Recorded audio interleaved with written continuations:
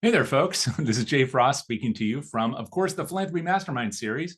And I'm so happy to have you back here. We've got a fun program, but it's going to be jammed with information and no pun, no donut pun anyway, intended there. Lots of information that our guest today will be sharing with you.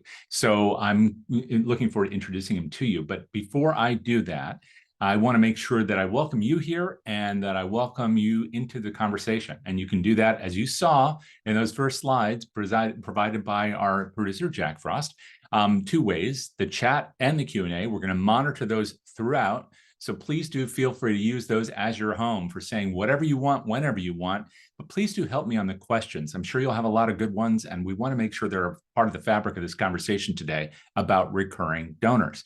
Also, I want to make sure that we get that party started by just encouraging you to say hello and maybe where you're from, which part of the country or perhaps the world, and maybe even which organization you're with, right there in the chat. We would absolutely love that. And I know our guest would really benefit from it. If you go ahead and just say hello right there, and we'll be watching that too. So thank you in advance for anything you can do to help warm that up. So Maggie, thank you very much for taking the first leap at Food Finders in Los Alamitos. Excellent. So good to see you here. And then we have, of course, Kina from Lawrence Tech. That's great. Thank you so much, Kina. Oh, there we go. There's Jillian, Gigi, IRC in Seattle. By the way, I'm an old IRC alum, so really good to see you here. And that refugee resettlement program is invaluable. Great to see all of you, Thomas and Kari and so forth and so on. Really, really good. Please keep that going. Use that as your sandbox to play as we get underway today. I also want to thank our sponsor, which is DonorSearch. And unless our guest chooses to mention them in some way, you won't be hearing much about them today. That isn't because of any lack of affection on our part. If it were not for DonorSearch, not only would a lot of us have trouble figuring out where we were going to get our revenue from, they can really help you in understanding who your donors are, where they might come from today, but also tomorrow, thanks to AI. But also, they've been sponsoring this series since 2016. Over 600 programs, 2 per week on the average week now. And all of that information is available for you, not only about their work, but the Philanthropy Mastermind series right over on DonorSearch.net. Under the resources tab, you can find a complete list of everything that's coming and recordings of everything that's come before. So please do check that out at the end. Plus, we have a little survey. So, and when you leave today, I hope you stick with us to the very end. But whenever you happen to depart, please fill that out. That lets us know what you want to see and hear and the road ahead. So with that, I want to invite, of course, our friend Tim Sarrantonio to unmute and reveal himself. Tim is, of course, the director of corporate brand at Neon One. You all probably know that. He's been in the field since 2008 in a lot of different roles and rising throughout the ladder there at Neon One. I won't tell you anything about them because he probably will. But one of the things that I will say about them is they are leading the charge on making sure we understand the entirety of this ecosystem in the nonprofit sector. And I'm really grateful to him for his work and for the work that he's going to reveal today in a report they've done, the Recurring Giving Report, which he'll share from today. And of course, our topic is really about lifetime giving, cultivating the enduring impact of recurring donors. And so with that, thank you so much, Tim, for hanging out and sharing with us. Oh, Jay, thank you for having me back, and I always love joining the masterminds as well as supporting the work of our friends over at DonorSearch. And I'm excited to get into it. I see folks from Chicago, for instance. I lived in Chicago for over 10 years, and actually Neon was founded there. So very cool, but love New Orleans. You know, we got Give NOLA Day coming up, for instance, Emily, and that's the type of stuff that we do. So Jay, where do we want to go? There's so much that we can kind of get into on this topic. Well, you shared a copy of a print report, which I think is on your left. Can you just show that this is real? And this is real. The Recurring Giving Report. I know a lot has gone into this. So can you just introduce this for people who have no idea what this is? What is this thing? Where did it come from? This is the first public reveal, folks. So the Masterminds audience is seeing this for the very first time before anybody else, really. So the Recurring Giving Report is over 90 pages of analysis of 2,149 organizations in the Neon One ecosystem. And so what we do is we're a comprehensive nonprofit platform that provides things like websites and CRM and peer-to-peer fundraising and accounting integration, and kind of what we call that is the entirety of the generosity experience. So we look at marketing, we look at revenue, and we look at impact and financial reconciliation. And that's important because the typical organization in our sector is leveraging at least 3 to 5 different databases. But Jay, I was at the AWS, the Amazon conference yesterday, and I heard a stat that was even upwards into 10, upwards maybe even 17 different databases that people are leveraging across their organization. And the issue is that when you have all these little disconnects, that can lead to things that make the experience less than stellar for our donors. And so all it takes is one Mr. and Mrs. to a divorced person to say, I don't care about this organization anymore. And so we like to look at research in a way that, we serve thousands of nonprofits. What we like producing, because unfortunately there's been a bit of a backsliding in here. Now there's great partners like DonorSearch that support really great research and great initiatives like fundraising.ai, for instance.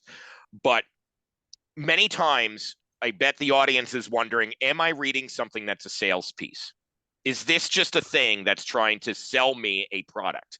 And so we said there is a distinct difference between product marketing and things that talk about how a technology works and why it might be useful for you, and what is the actual stuff that people are doing that we can learn from regardless of your technology.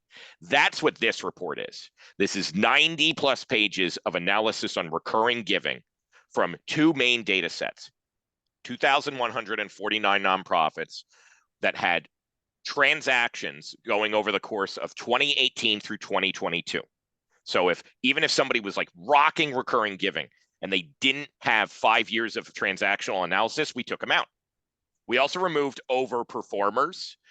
We aligned with the fundraising effectiveness project. So if it was over 300% in performance, we removed them. And that's a very important point when we get into the realities of some of the things that we found, because more often than not, folks, what you're reading about is overperformers when you're reading a case study, when you're reading a celebratory item, or having a webinar discussion with somebody. These are great. It's good to hear stories of success. But if you're looking for benchmarking, you have to ask yourself, am I looking at the best possible data, or are we looking at the reality of the data? And so we got into the reality of that.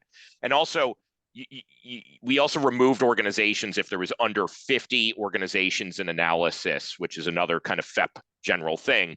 If like 2 nonprofits were doing something and that's the only thing that happened, we're like, that's not enough data. We have to remove that. So that's data set number 1. Data set number 2 was donor data. Over 100,000 recurring donors at the time of the transaction when they gave and started their recurring gift. And within that data set, we also looked at 13,000 of those that had donor notes on them after stripping out any privacy information. We don't know anything about these people. Even when we start this data, I don't know a name.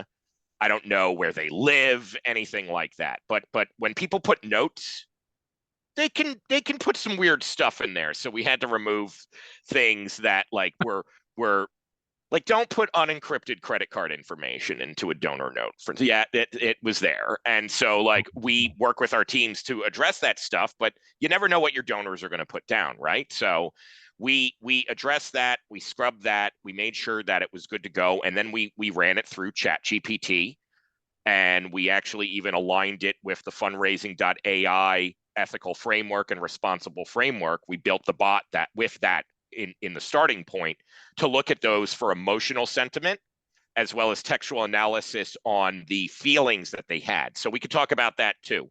And it just was fascinating insight for these 2 different data sets. And that's going to be coming out to the public April 8th. But folks, if you sign up in that link that Jack Frost put there, you're going to get it a little early. So that's a thank you for coming here live. So Jay, Where can we go? And in the crowd, I want to hear, what are you interested in when you hear all Yeah, this? absolutely. And I usually say that, but then we move on and have this big conversation. Actually, it would be very helpful to know, we don't have a poll set up for this, but to know whether or not you have a recurring giving program. You define what that is, not us. Not And us. That's an important thing. Yeah. right. So it could be that you have one person giving to you every year. It could be you have 1 million. That's up to you. But if you have a program, something you might describe as an effort to keep people, feeling the love, that'd be very good to know. And if you don't, maybe some of the questions you have to establish one, that might be useful to know. I have one question about what you went through, Tim, and that's, you talked about data set 1, data set 2 being this 100,000 recurring donors. From how many, is that also from the same 2,149 nonprofits, or is that a smaller group of nonprofits that had all those donors, the recurring donors? Oh, that's a great point. It was distributed, so we didn't look at like some organizations like Carly, for instance, has more than 1,300 monthly recurring donors, and that's fantastic. Fabulous. Yeah. The reality is that the typical nonprofit has 30. And so that's a very important point that we can get. Sometimes people can feel bad about where they're starting because people like Carly are just rocking it because they have a very dedicated focus. And also larger organizations that have over $5 million in revenue are more likely to have, of course, those larger starting points. Many of the larger organizations that we saw, of course, were, even their average size was above the 30, right? So we looked at and actually chunked it up between smaller nonprofits under $1 million, because 92% of the sector is under $1 million. Then we looked at 1 to 5 million, and then 5 million and above. So the data set for the recurring donors was distributed across all the different nonprofits that may have been in that data set, but not every single one. Like some organizations had multiple that started it at the same time in the data set, if that makes sense. So not every single 2,149 nonprofits is necessarily automatically represented in the second data set, because just some people are just better at attracting these folks too. So, but they're not all that. Yeah. Which is something I know we'll talk about. And look, Maggie said we have 80, but trying to grow to 200. And that's actually a more typical number and reality. And the beauty is that recurring donors themselves, let's break this data a little bit down. In terms of that, we actually found that the average base of recurring donors over the period of 2018 to 2022 grew on average across all, small to large, 127%. 127% growth in the number of recurring donors. And that's very encouraging. When we actually drilled in and looked at the revenue size, 145% growth for the organization's $5 million and above. But even the smaller nonprofits under $1 million was 100% growth. So people are very much like Maggie. We all wish we could be like Carly and having the 1,300, and several organizations in our data are that and beyond too. And I think the big difference is that some people have programs and some people have a giving option on their donation form. Right. The vast majority of nonprofits are managing it as an option, not a program. And I think that's really the action that we can see. I don't want to talk about problems. I want to talk about solutions. The solution is processes. Make a program, focus on these types of folks and grow that. So yeah, we could go a few different ways in the conversation, but we're already getting into some of the core data here. So this is great. That is very helpful. I have so many questions about what you just said, but before we leave that data sets, you also use this phrase about you remove the outliers in the primary data, the outperformers in the data set, which is very important. So we're not looking at those here, but there's still this huge growth, and there's huge opportunity, as you said. Absolutely. I am curious about them nevertheless. So the people that you remove, because they would have thrown all the stats out of whack and they wouldn't represent them. But what do they look like? So in other words, aspirationally, if we're like where we just saw somebody who has 80 and they're moving towards 200, someone who's moved from maybe 100 to 1,300, like in Carly's case, what's a program that's just done incredible work, not because we think we can mirror it, but maybe something that might inspire different things that we might do to get So closer to our goals. here's the slight pivot I'm going to make while Sure. still answering your question. I don't need to look at overperformers for that inspiration. In the report itself, we actually have interviews with 4 separate organizations that represented the different revenue bands and perspectives and asked them a few questions on how did you design your program? When did you start? What are you doing to do it? So I'll even flip to one of my favorites, Becky Brown at Turner Syndrome Society. And so they were founded in 1987, based out of Houston, Texas, and they started their program in June 2017. And they're a smaller organization. They're actually under $1 million in revenue. But what was really cool about them, I'll say this. How has your revenue from your recurring giving program grown over time? When we started our monthly giving program, the Butterfly Society, so one, naming it is a good thing. And if you need tactical tips, that's why we interviewed Erica Wastorp. That's why we interviewed Dana Snyder for expert advice too in the report. But they started in 2017, they had 11 recurring donors. And they were doing the revenue of $300 per month, right? They ended 2023 with $112,000 in annual revenue from the program, and the lifetime total is over $600,000 for this. And for a small nonprofit, that is transformative. And Absolutely. really, the main thing is that they said, what advice do you have? It's like, don't delay. Just start. Just start. And so we do pepper the report with real stories throughout, because it's important to hear from people, because in our opinion, the reason is that we keep hearing about the Charity Waters of the world and we're trying to design around what they did. It's much more realistic and applicable to hear what somebody like Turner Syndrome Society or Queer Women of Color in Film are doing to actually get those programs off the ground. So that's in the report as well. And we're doing interviews with them and stuff like that. And that is much better than looking at the Charity Waters. I mean, they're great, but that's different. They're And great, so, and that's there, but they're in such a class of right. their own. The Shriners, St. Yeah. Jude's. It's like, look, I'm not going and getting connected TV ads for my food bank in New Bedford, Massachusetts, right? Right. Like that, Right. we're not doing this type of stuff, but we can iteratively grow in sophistication, and that's great to hear. Not only for people like Carly, but Maggie trying to go from 80 to 200. That's where we need to keep going.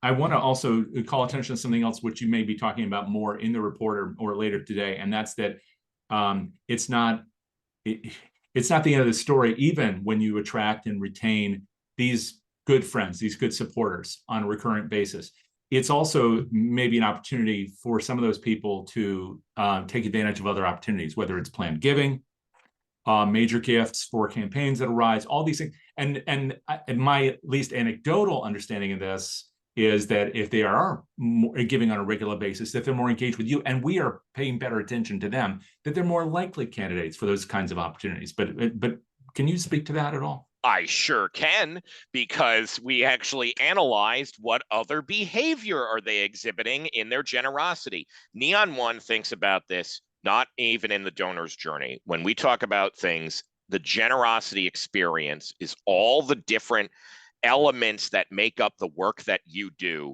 that touch on marketing, that touch on revenue, of course, but touch on the impact. And ultimately what that translates to is trust. Right. And we even talk about and cite in just how we think about the world, the research and insights from Nathan Sheppel's book, The Generosity Crisis, right? And people are looking for that radical connection again. And so when that clicks and you put people first, what happens is that they don't feel like an ATM. They feel like I've just been plugged into this amazing catalyst for change, that I am giving through the nonprofit and creating something that does not exist before. And so we found that recurring donors, almost 50%, and when I say almost, we're talking 49.6%, something like that, give another gift in the year on top of that monthly donation. And we did look at even schedules, by the way, folks. Almost everybody's monthly. There's a few handful that do it quarterly or weekly. Traditional tithing, religious organizations perform very well, obviously, in the data set. But at the end of the day, most people are giving on a credit card monthly, and they're also doing other things as well. About 15-16% attend an event, for instance, for the organization. So really, really exciting stuff when it comes to that. And I think that even beyond that, for things like planned giving, there's so much opportunity. And there's more research that I think that we can do even on the direct correlation between recurring gifts and legacy giving. I think that's the line, in my opinion. And here's why, Jay, because the lifetime value. The lifetime value of a recurring donor is 8+ years. For mid-size organizations, it's a decade. If you're between $1 and $5 million in your organizational revenue, you could keep these folks for a decade. That is legacy giving society all over it, compared to even a very compassionate one-time giver. They're giving that check every, once a year in December and stuff like that. We know the data from the Fundraising Effectiveness Project. We know the information when we hear from Lilly School and Giving USA that people are burned out, less households are giving. That's why recurring giving is such a beautiful vehicle for change, because it's one of the only metrics that are going up and to the right. And so I think that there's so much opportunity when people focus on this program. But yeah, the lifetime value alone points toward these are planned givers too. And this is important even from the standpoint of making an argument for these things. So you said that one organization, they said just get started, which is the message. But I can imagine there's all these objections that we hear internally. So I don't know how much you got you hear it all the time anyway in the field, but I don't know how much that is in a report about objections that were internally to establishing some kind of program, and then how they overcame those objections. For example, people might say, well, we're too small, or we don't have enough budget, or we don't have enough donors. There are all these things that people say. So what are some of those serious objections, and how can they overcome them? So we actually, one of the best ways that we address that is Jean Marie Trick, who is part of the Neon One implementation team, but she actually, before that, worked for a Hudson Valley nonprofit called Sparrow's Nest. And what they do is they provide meals to families that have cancer diagnoses that are making it difficult for them to keep up with things. And so she shifted their organization away from a very events gala focus, like we're going to do the golf tournament, we're going to do all this stuff, and they were a smaller organization. And so she kind of flagged a few key things, and we did a presentation with her as well with Visa about this.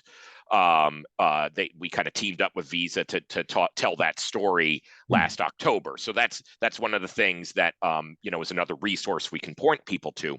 And she outlined 3 things that people can do. First, treat it like an event. So you have an objection, and it's like, we don't have time for this. Okay, then if we're prioritizing events, then we're going to treat it like an event. And so it's going to have a launch, it's going to have its own brand, it's going to have its own thing. So that's objection number 1, is like, well, we can't prioritize it. It's like, we will be able to bring in all this sustainable, repeatable money if we start. So then number 2 is, but we are a small team, we're overwhelmed. And it's like, okay, this is what board members are for. They can go out to their networks, they can join. It's not outright peer-to-peer. Peer-to-peer fundraising can be a little intimidating to people because they have to set up the page and they have to do this thing. It's like, go send them to the form, right? Make it easy on them. And that's the final piece, which is, it's too much work. Then focus on your homepage. Right, you go to Sparrow's Nest, Hudson Valley, and you see that, and I bet if we went to Carly's organization page, and she actually talked about that, it's not an option. Even if you don't have a recurring giving, it's likely you have recurring donors already. What the best programs are doing is that they're making it that's the not an option on the form, that's the form. It's a dedicated monthly giving form that has its own call to action on your homepage. It has its own story that you can tell around it. And so if you can focus those things and say, okay, I'm going to redesign to get my homepage to tell this story very quickly, to get people to the dedicated form that takes the recurring gift. And then what I'm going to do is I'm going to lean on my immediate network of support that has technically, in theory, bought into the organization because they're on my board. And I'm going to give them a very low lift set of instructions for them to go, because we're going to make this fun.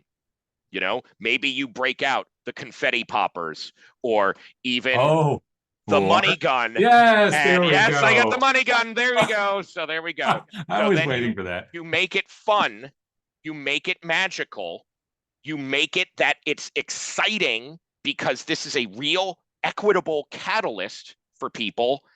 And that's where the magic happens. So that's what we've learned in the field. We're very community driven. We are talking to nonprofit leaders that are representing that 97% of nonprofits that make under $5 million. And we love hearing from those larger organizations and being inspired by them. What I love seeing is the smaller nonprofits take that and run with it in their ways that are right sizing for them. So those are some tips that we've learned when it comes to that. And it is a little bit in the report. Yeah, you know, it's another fun thing about Trying all to this. clean up my money here while that's not real money, folks. I just want to point that out. Yeah, no reaction in the chat. I thought we would get something there. Come on, wake up, folks. It's the afternoon. If I had actually sent you the donuts for this, then I know. Yes. Thank you, Carrie. Thank you. Applause, right? Like, please clap. That's what that was. Please clap. Okay. No, what do you guys? Oh, wow, that's a presidential campaign reference too. I don't know if anybody. Yes. Oh, very good. Yes. So wow, now I've totally lost my train. Sorry. No, it's fine. There's a lot to unpack in here in terms of, again, not just the aspirations and the objections, but also the technology. So that's one of the things you didn't just talk about. And I know that, you know, if people work with certain people, that those technological hurdles are handled. But the reality is that there are a lot of CRMs out there. Isn't it possible for almost any organization, as you put it, the 97%, to have some kind of platform with little or no cost in order to set up a provision for people to do at least monthly giving? Yeah, I think like this is why it can be accessible. There's a lot of options in the nonprofit market that can at least process things in a way that is very thank you, Jack, that is very relatively straightforward to do. My encouragement, looking at the data, because what we're trying to do is the issue with digital only platforms, because you can use a GiveButter, there's Fundraise Up, like there's a lot of great stuff out there, and that can connect to your CRM. What I encourage is to make sure that you look at the generosity experience holistically. So even if you are planning on this, what is the website look like? A lot of times that is not part of, and I'm not talking about your donation website, your microsite. That's like marketing BS for a campaign page. You need a homepage, and most CRMs are not providing that for you. So you need to take that into account, because somebody has to get there from your Facebook page or your billboard or like your flyer at the local Whole Foods. You need something. So if you start to step back, this is why Facebook groups where people are like, what CRM is everyone using? And I'm like, you're asking the wrong question. You're starting with the technology. You're not starting with people. When we talk about generosity experience design, 3 principles here: focus on people, not money. Focus on the experience of connection with those people, and then the technology is there to accelerate that. If you have answered number 1 and 2, then you say, okay, I think the best thing for me right now is the free platform. Great. But if you start with what's free so I can go get recurring donors, you are off base. And so that's kind of the tech is definitely readily available. The problem's not the technology. In fact, some of the organizations that we started looking at, they are not even using the most up-to-date forms that we offer, and they're still rocking it in some ways, right? And so the tech The tech is the secondary thing. People are not at your people are not donating to you because you have a nice form. I'm looking directly to the viewers here. The form is secondary. People will suffer through, and this is long held data that we know. People will suffer through because it is not the same as I've done the Netflix of giving. It is not a subscription model that you are designing. You are designing an equitable, accessible way to give and catalyze change monthly. That is different than offering a subscription to your donors. And if you approach it like you're doing Disney Plus for philanthropy, you're going to get it off base. And even there's been some great psychological research on what people are thinking at the time of the donation. Next After has a fantastic video called The Spark Line of a Gift. And it's like 10 years old, and it still absolutely applies, because psychologically, when somebody hits that donation page, they are happiest before they're hitting the button. They are engaged because you've gotten them there.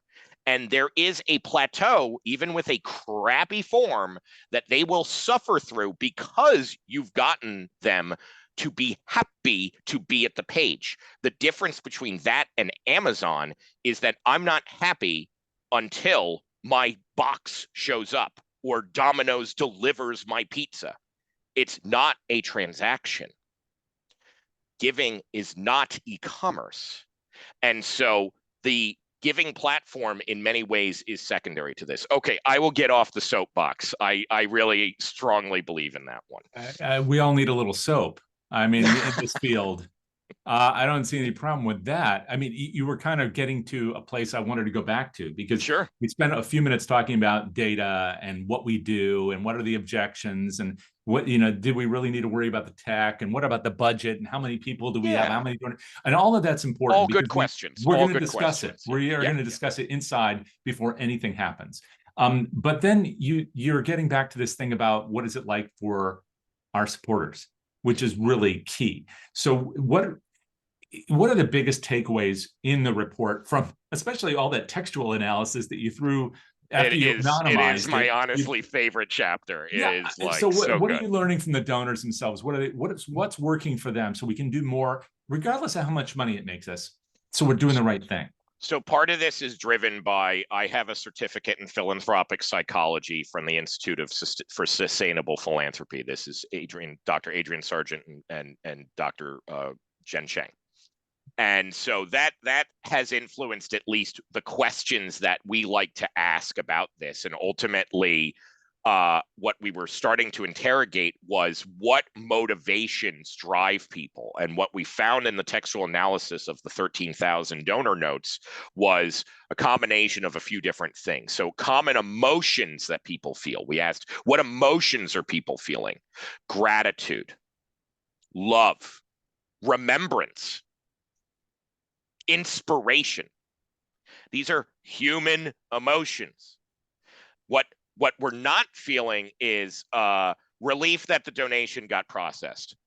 You're not hearing about that. Like that's fine. People can look, if somebody donates the wrong amount and then they need to change that, and they need to they have to call the nonprofit, or they have to log into a portal that doesn't actually do anything. Like, these things can hurt trust. And so that's important to note. But at the time of the transaction, what people are feeling is love. People are feeling happiness. Now, why? Motivationally, a lot of it comes down to identity markers. So some stories of coming out if they're giving to an LGBTQ organization, right? Like, I wish I had this type of support when I was coming out, or strong belief in God. I am giving to this Catholic organization because I am a very deeply practicing Catholic. Or socioeconomic status. Either ways of, I do not want somebody to go through what I went through, or I want to give a hand to people who do not have the opportunities that I had. Racial and ethnic celebrations. These were prevalent and just pulsing throughout all of this. And I think what happens all the time in our sector is that these reports come out and they strip the humanity out of the reality that we are in the business of love. We are in the business of trust. Trust is our currency. Nathan Sheppel even said on stage at AWS Imagine yesterday that we are trading money for trust. And that is a powerful psychological foundation that we should all embrace, because our donors already know it. It's when we move away from that light and we prioritize affluence over affinity, that's when things go wrong. This is why DonorSearch shifted its focus away from how much money does somebody have in their bank account toward a much deeper and holistic understanding of people. And that's where we all need to go. Okay. Tim, these comments in there that allowed you to hear the things that we've been hearing from people individually, and we have felt ourselves, but it really codifies it. It's my favorite part of the report. It is for good reason. And again, that should inspire action on our part. Mm-hmm. And one of the things I'm wondering is if we give people sufficient space to explain why they are giving. Yeah. How many of you have donor notes or something that says, what motivated you to give today on your form? One of my favorite examples was Alzheimer's San Diego. They're spotlighted in the report, and actually Caitlin Wyan, their database manager, just rocking things. And so we did a bit of a coaching session in late last year. And I even said, okay, why don't you add something that says, what motivated you to give today? And so they added it to their end of the year peels. And then what she started doing was categorizing those. She was putting them in groupings and saying, okay, like these people are giving because they have a family member who has Alzheimer's. These people are giving because they really enjoyed like this event, or they're connected to this board member. And so that's really a really practical thing that anybody that can do today, which is just ask them. Give them the option. Don't require the field, and don't make the field a drop down of choices that you and your board have decided that you want to capture information. Look, ChatGPT, again, if you put the proper safeguards in stripping out personal information and this type of stuff, is extraordinary for looking at large amounts of text. You can run this through and ask, okay, I got 1,000 of these. Give me the top 5 things that people are saying. Then you're rocking. Any size nonprofit can do that. Thank you, Ashley, by the way. Thank you. Love that. Ashley, okay, everybody can see that. So there we go. Yeah, don't prioritize affluence over affinity. This is this idea about giving people a way to give testimony, which is that kind of the 4th T, I guess, that we talk about, is really important. And also goes to the heart of maybe how we remember them, because one of the things you just use that word remembrance. Sometimes remembrance is about the people we remember. That inspires us to do things. Maybe it's the memorial gift. We were talking about before we went live. Yes. But it's also maybe the opportunity to celebrate a person's connection to our cause. Mm-hmm. So maybe one of the things to ask you is when people are thinking about renewing, which is the way we tend to talk about it, very monetized. Renewing donors, or in this case, making sure that the person's recurrent donations continue, which is a good thing. We need the money. Yes. But what about how are we celebrating, if at all? How are we celebrating that relationship they've had with us, let's say over a year of monthly donations? Are we doing enough of that? I don't think we are. I think that so recurring donors have, in the data set that we found, had a retention rate of 78% on average. And in some places it's amazing. It's great. Amazing. But some little nerdy nuances that I found that did not make it into the report. So this is cutting room floor analysis, folks, right? Like, it was too nerdy to be in the report. So you get the benefit or, suffer through this. So, and Jay, this kind of connects to what Jay was referencing beforehand. We were looking at like fundraiser administrator behavior does not get enough attention in our sector, which is the actions that folks like you are taking, not with your donors, but even how you configure your systems, your automations, your language. And what we found is that our technology allows a bit, and again, this is other, you could do this with a lot of different tech, or you could put things together. So I really strongly always focus on, like, it's not the tech, it's what the strategy is. And so, but for us, people can change it so it's conditional, the language that the email says, for instance, if somebody gives recurring. Most people don't touch that email. The same receipt that somebody gives if they do a one-time thing is applied to the recurring givers. But in the data, there was enough of an interesting movement in the retention rate for the people who touched that email. I do not know what they specifically said. They could have said weird stuff. They probably didn't, but I'm just saying that when we saw that people actually touched the configurable, conditional message to say, you're a recurring donor and I'm going to say something special to you, the retention rate was a little better. Not 10% better, but enough to go, I think there's something here. And I feel that when we think about things like affinity, why people have an affinity for something is that it's relevant to them. I don't even like focusing on personalization anymore. I actually prefer relevancy. I can get a personalized email from Kinko's now. Right? Like, everybody has personalization up to wazoo in their inbox, but is it relevant? That is the question to ask yourselves. And you can even do things where you're not even necessarily personalizing using the tech. One of the favorite tricks that Professor Shang taught us in the course on philanthropic psychology is look at your receipt.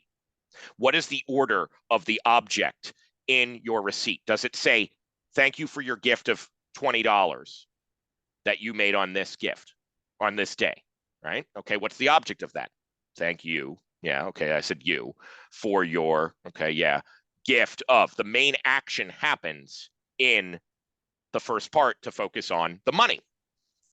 Instead, what happens if you said, you're a generous person? Because language is fascinating, folks, and I think we don't pay enough attention of that being applied into our automations. We just assume that the default template is enough that the vendor put together. Here's the reality, folks. A lot of these folks are not fundraisers. They're not knowing that they should have nuanced, identity-focused copy built into their default templates for you. So take a look, change it up, and make it relevant for people. Yeah. Well, I mean, there's always the how would it make you feel test. Yeah. How would it make you feel? Exactly.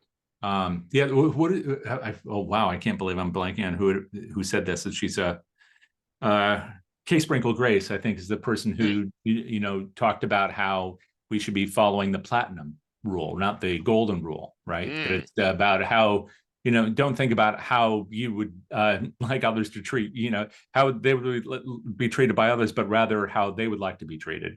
Yeah. And that's an important distinction. But we can determine that by looking at what we are producing and what we're sharing with our donors.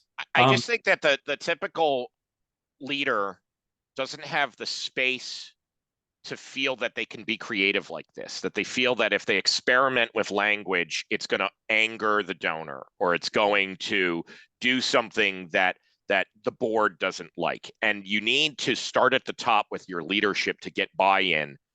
Going back to what we were talking about earlier on, how can people address this is even before you start the conversation on how to make an event or anything like that, you had to get your leadership bought in that this is a priority and that you have dedicated metrics and focus and investments that you're going to make, and that you're not always going to get it right, that you're going to have to experiment. But recurring giving, recurring donors have such a very clear, projectable revenue that any CPA is going to love seeing that number go up, because they know exactly that money's going to come in. Because even the technology, not just the retention rates, the technology is at the point that if somebody's credit card expiration comes up, things can just update it, you know? So that's just an opportunity that I think is just everywhere here.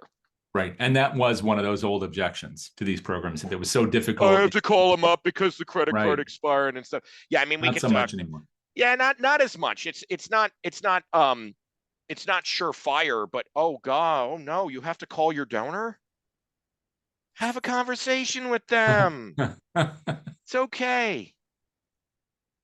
Hey, so Tim, when you look at this thing, the whole thing, net of it, for you, what is the biggest takeaway? What's the biggest lesson for all of us?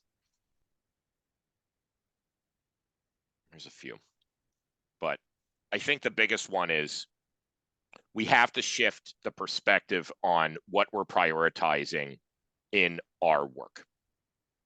And too much of our sector for a industry that is supposedly focused on love and connection is trying to replicate the business models of the for-profit market. And that has led to a scarcity mindset where the donor pyramid is what we bow down to. And the reality is that these are ecosystems and people are connecting and giving with people.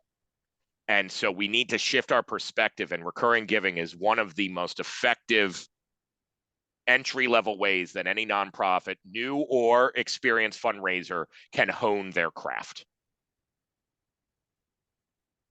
So, And for you, maybe the biggest surprise personally. I mean, the biggest surprise was when people initiate their gifts. So when we looked at the origin points of people giving and when they started their gift, the let's see if we could get the crowd engaged on this one. When do you think most donors decide, you know what, I'm going to start my recurring gift? What month of the year do you think has the highest likelihood that somebody's going to start a gift? I want to hear in the chat. What do you think? Throw a month out. November, September, December. Okay, cool. I'll give it one more shot. January. We got a January. Q4. Got a Q4. February. Oh, Gabrielle, trying to cover multiple months with the Q4 answer. January, February. Everybody's left the summer out entirely. Love it. You know what everybody forgot? The right answer, May. Well, they didn't forget. How could they know? Because they haven't downloaded the report. No, they didn't forget. You're right, Jay. That's a good call out. Sorry, folks. May, exactly. That's why everyone's like, what? So May, November and December come after that. And what's fascinating about November and December is that on Giving Tuesday, regardless of the year in the data set, because we looked at 2018 through 2022. Sometimes it was in November, sometimes it was in December. On Giving Tuesday, regardless, about 12% of the recurring gifts started that month happened on Giving Tuesday alone. If it was in November, all the November gifts, 12%. If it was on December, like December 2nd, 12%. So fascinating on the influence of Giving Tuesday on maybe why November and December are so high. However, May is fascinating for so many different reasons. And look at the wheels turning. I am shooketh, Jill. We were too. And so I think it's cool. I actually remember during the pandemic, because Giving Tuesday launched Giving Tuesday Now. We're close partners with them, and we look at fundraising effectiveness project data with them because the data commons for Giving Tuesday oversees that. But and they're doing their own research as well on recurring giving that we're going to work with them on too. And they found similar spikes in May too, I believe. The Giving Pulse survey that just came out, I think that you can check that out, and you see a little bit of a May. We don't know. That's the thing in terms of why. Like there's so much more to go on that one. And I think like some things that people have posited are after tax season, fiscal year changeover, which I don't necessarily agree with, because why should the nonprofit give a shit? And so, sorry to curse, Jay, but like that's you can edit that out. But at the same time, it's like, why would I care about your fiscal year, right? So I don't think that's driving it, because the behavioral data pointed to zero of that being it. It's like, oh, your fiscal year is ending, so I'm giving that. No, they're giving because they want to give. And this goes to something that I think that we can unpack more, which is the fundraiser activity, the appeals. Maybe that's what's driving it. Are they giving because they want to give then, or are they giving because they were asked? The age-old question, right? And so I think there's more research to do on this one in particular, but I'm really leaning more toward a combination of meaningful spring fundraiser activity combined with just economic fortuitousness. I think that there's maybe some possibilities where it's like, okay, you know what, I feel comfortable. I've gotten through the holidays, and I have some extra money. I can commit to this. More to come on that one. We're listening to old recordings of Camelot. That's a obscure lyric illusion. But you cited Kinko's earlier, and I'm not sure Kinko's is around anymore. I want to point that out too. So it's well, part of FedEx. I'm getting the emails. No, I don't know. FedEx Kinko's, right? Didn't they buy them? But we have a couple obscure references in here. There you go. Yeah. Wow. You're gonna will you be up in Canada? We also have a note here from Carly saying that's Planned Giving Month in Canada. I think a lot of us are going to be in Toronto for the conference. Tim, will you be there as well? Okay, so if you were coming to AFP Icon, yes, I have a very special thing that we can do for you. If you see any of our ambassadors wearing this outfit, okay, I was going to ask you about the hat, but now you're explaining it.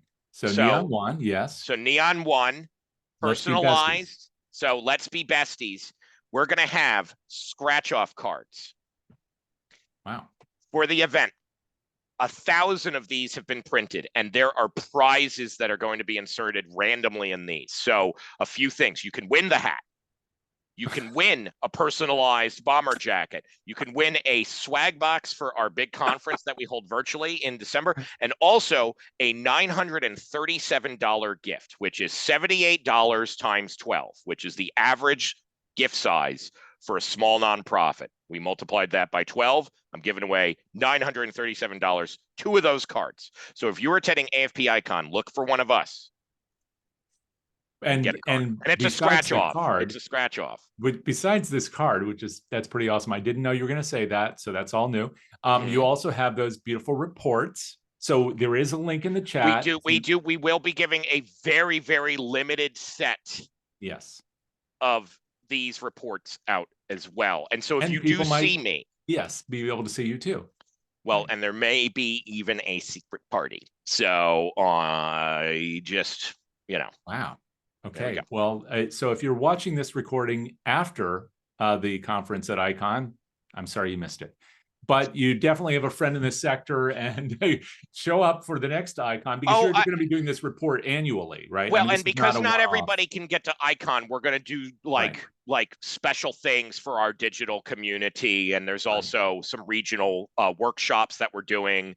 So if you are interested, if you are maybe with an AFP chapter, or if you are with United Way or something like that, and you want to host one of our special workshops, that's something that we've been doing too, to kind of put these into practice through the principles of generosity experience design. Right. So a lot of opportunity here. But this time there's no big road trip. It's just you flying to Toronto in order to... No, I am actually taking a train from Quebec City, Jay. So I have a bit of a trip planned. But that does sound like fun. The Generosity Roadshow is going to live in different ways. So no, I'm not driving like I did last year, which was fun. I don't think I'll bring the cowboy hat for this one. It doesn't make sense. Thank you for all of this, Tim. Really do appreciate it. If people want to reach out and talk to you, what's the best way of reaching you? I am a big LinkedIn guy. If Jack here, let me drop my my thing here, if sure, you can kind of post that out. So I have a weekly newsletter that I put out that highlights different data, highlights different resources. It's called Generosity Compass. So that's about 3,000 people that are getting that weekly. And I also host a live stream show on LinkedIn and Facebook and YouTube. And so we have a monthly guest each month. So this month's guest next week is Mina Das, for instance, who I believe you've had on the show. Friend of the show. And Yes. and so we're going to talk about data equity, and like we're going to be giving away a Lego mosaic, a portrait of you if you that. So we're big on giveaways. We want to make it magical. We want to make it magical. So Jack, you'll have to be there for that one. Thank you so much for this, Tim. Really do appreciate it. Great report. I know we're all going to read it. It's important to us too, April 8th, especially for treating people right. April 8th, publicly. No cost to this. This is a gift to the sector. Has a deep methodology section that we outline that was also influenced by the work of fundraising.ai, and we're really proud of this, but we're also more importantly grateful to partners like you, Jay, and DonorSearch for helping spread the word, and most importantly is the nonprofit leaders in the chat here that are learning, and I know are going to do amazing things with these types of insights. Absolutely. Thank you so much once again for that. Thank you to everybody who is in the room doing the hard lifting in this sector. Yeah, Carly. And I want to talk to you if you're an icon. Let's chat. Yeah. We should all definitely see one another up there. So let's give each other a shout out. And we also have sessions coming up next week, just one next week. So I hope you'll join us for that. You can learn all about that as well as the rest of what DonorSearch does over at DonorSearch.net. So until then, take care of yourselves. We'll look forward to seeing you soon.